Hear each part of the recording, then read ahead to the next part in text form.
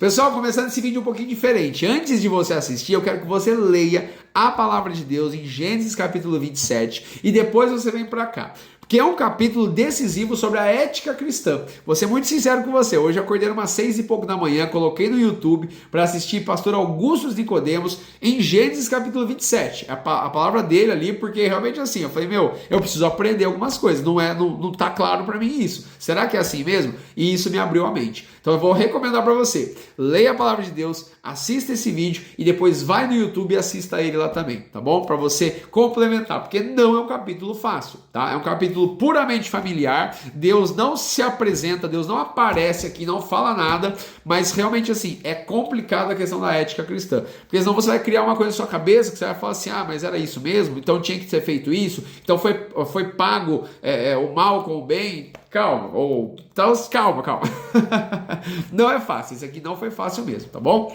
Mas eu vou explicar para você, tá? Vou dar da minha forma aqui, até 10 minutos, e depois você vai estudar isso aí com outro vídeo e também com a palavra de Deus, tá bom? Então bora, vamos lá. Para relembrar um pouquinho, Esaú e Jacó nasceram, né, filhos de Isaac e Rebeca. No capítulo 26, né, Jacó, ele meio que troca, né, com o seu irmão a primogenitura, porque Esaú chegou cansado, com fome e tudo mais, e ele falou, te dou comida, né, Jacó falou, te dou comida se você me der a sua primogenitura, né, então Esaú foi lá e trocou. Só que parece que no capítulo 27, Isaac, né, o pai deles, não viu, não estava nem aí, sabe, tá? Porque ele queria abençoar Esaú como primogênito, né? Mas parece que ele se esqueceu disso, né? Ou simplesmente ele não ligou para esse ocorrido, né? Só que aí, né? Depois de tudo isso, o que acontece? Isaac fala para Esaú: vai lá, faz caça, faz um guisado para mim, volta que eu vou te abençoar. Nisso, Rebeca escutou e correu para falar para Jacó, para realmente não, ela quer que Jacó seja abençoado. E é aquela coisa de mãe, né? Mãe sabe mesmo, né? A mãe conhece, né, os seus filhos, né? E ela tinha certeza, uma convicção de que a bênção tinha que ser para Jacó, né? No capítulo anterior, né, no 25 e 26, na verdade, a gente já sabe, né? Que depois daquela profecia, né, que vai ter duas nações sairão do ventre de Rebeca, né, eles estavam brigando dentro da barriga da mãe. Então, assim, foram pontos que são ligados, que a gente precisa, que a gente não pode esquecer, tá bom? E aí Rebeca vai e fala para Jacó, não, você vai ser abençoado, você precisa ser abençoado, né, e tudo mais, então vai lá, pega isso, eu vou cozinhar, você leva pro seu pai. Jacó fica nervoso, Jacó fica, meu Deus, o que eu faço agora, né, não sei o que, mas ele vai me descobrir, né, e aí Rebeca fala, não, faz o seguinte então, vai, leva, e aí coloca uma roupa de Esaú, né, por conta aí do cheiro e tudo mais, né, porque Esaú era peludo, né, e Jacó não, então ela coloca a roupa e vai lá, talvez você já até conheça a história, mas eu quero que você ligue esses pontos, né, Jacó vai e começa a conversar com seu pai. Isaac já estava cego, né? Aqui a Bíblia fala assim, que os seus olhos se escureceram. Não dá para saber se era uma cegueira total ou se era uma parcial, só havia vulto, né? Mas a questão é que Jacó vai, ele obedece a sua mãe, né? E vai, simplesmente vai. E aí começa toda uma mentira uma atrás da outra, né? Ele começa a conversar com Isaac, né? Ele fala assim, mas quem é você? Isaac fala, mas quem é você? Ele fala assim, eu sou Esaú, primeira mentira, né?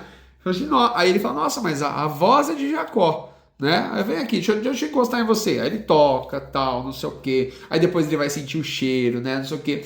E realmente Isaac é enganado naquele momento, né? Mas assim, foram 4 situações que Isaac perguntava, Isaac falava e Jacó mentia, Jacó enganava, tal. E o que acontece, né? Chega a hora da bênção, né? Ele come a comida e tudo mais.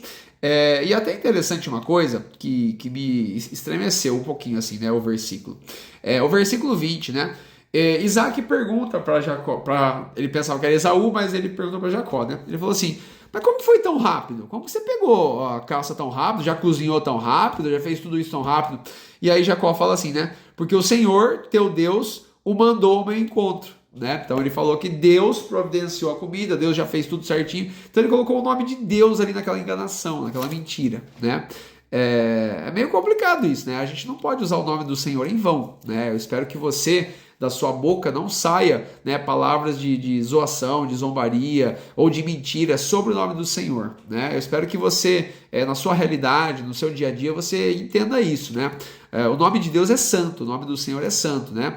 Nós somos falhos e pecadores, eu já expliquei isso para vocês várias vezes, né? Nós precisamos pedir perdão ao Senhor, né? Toma cuidado quando você utiliza o nome do Senhor, né? Realmente eu sei que são situações aí que ocorrem, né, e tudo mais, mas assim, tenta maneirar, né? Tenta maneirar. Eu acho que existem outras formas de se expressar, de você brincar, de você falar. E eu sei que existem situações tensas que às vezes você fala uma coisa, mas assim, é tudo que você precisa pensar. Poxa vida, por que eu falei isso, né?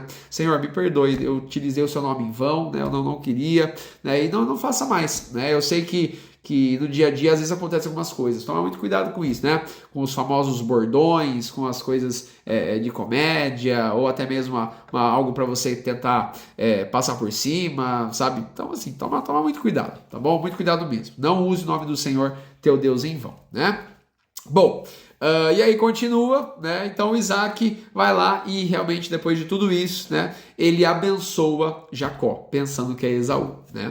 E ele abençoa, fala para ele o que ele vai ter, fala para ele sobre a fartura da terra, né, a abundância de trigo, os povos e as nações vão se curvar diante dele, né? Nossa, aqui ó, malditos os que te amaldiçoarem e benditos os que te abençoarem, né? Os seus irmãos serão senhor, né? Os seus irmãos te servirão, né? Então olha que interessante, né? Então é a bênção que Deus tinha passado ali para Abraão e agora tinha passado para Isaac, e agora Isaac iria passar para Esaú, mas Esaú não conseguiu isso, foi para Jacó, né? E quando eu comecei no comecinho do vídeo, que Deus ele tem o controle de tudo, quero que você entenda isso, né? Esaú, lá em Hebreus, fala que era um homem profano, né? Então dá-se a entender também que Esaú ele não era um cristão, ele não seguia a ética cristã, ele não era, ele era um mundano, literalmente um mundano, né?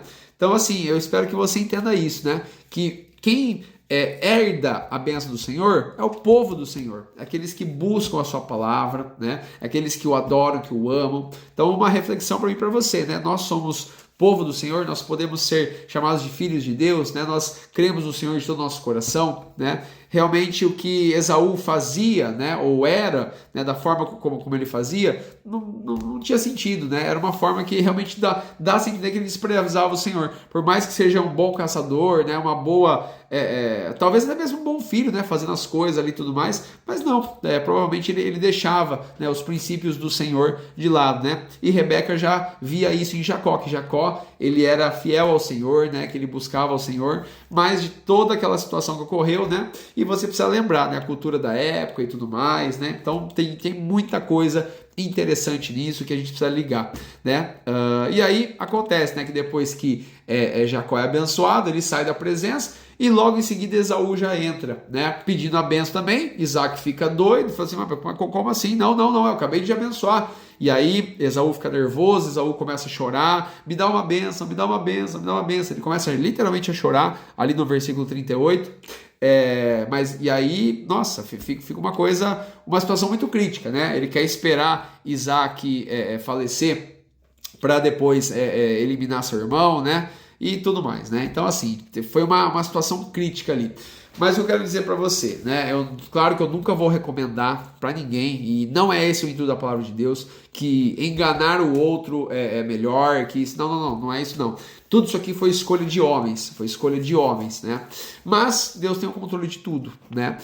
Deus utilizou dessa situação para criar uma genealogia, né, que chegaria a Jesus Cristo, né? Então, Deus poderia ter intervindo ali, falar assim, não, pode parar, para tudo, chega, não é isso não. Mas não, Deus não fez. A escolha foi dos homens, né? A artimanha foi deles. Mas Deus utilizou desse meio para chegar até Jesus Cristo lá na frente, né?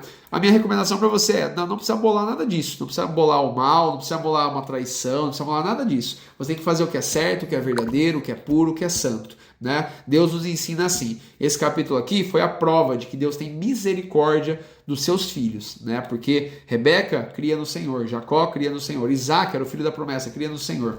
Mas ainda assim a misericórdia de Deus estava sobre aquela família, né? Depois de tudo que aconteceu. Mas depois Jacó vai sofrer um pouquinho na frente, tá bom? Depois eu falo sobre isso. Bom, gente, assista o vídeo do pastor Augusto Nicodemus para você entender um pouquinho melhor também, tá bom? Nos vemos no capítulo 28. Beijos, fui!